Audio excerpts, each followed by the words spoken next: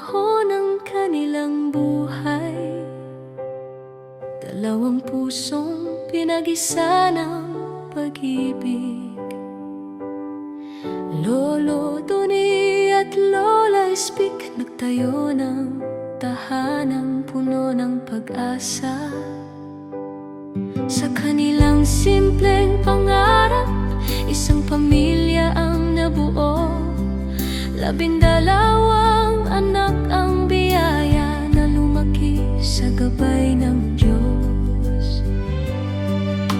Maraming taon ang lumipas, maraming plano ang nabuo. Family reunion na matagal ng pangarap, ngunit tila hindi pa itinakda noon. Hanggang sa dumating ang araw na hinintay ng matagal.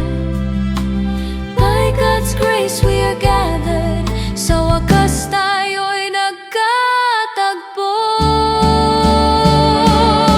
Familial unity gives God glory.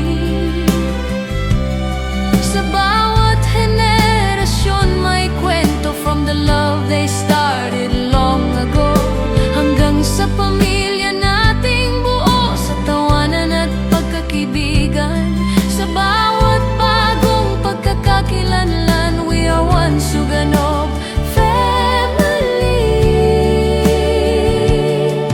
nagkakaisa sa pag-ibig ng Diyos.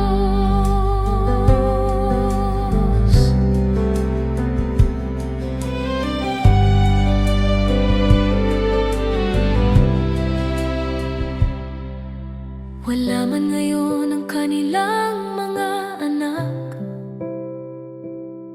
ang alaala nila'y buhay pa rin sa mga apo at apo sa tuhod, hanggang sa ika-4 na salinlahi. May 16, 2026, a day we'll always remember, the first gathering of our clan. Isang biyayang mula sa langit, pagkirit-anay, meeting one another, pagkilala-anay, getting to know each other. Sa bawat kwento nating maririnig, mas lumalalim ang ating ugnayan.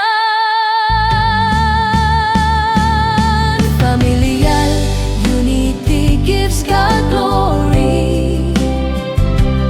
Sa bawat puso isang awit, from Lolo Doni and Lola Speak.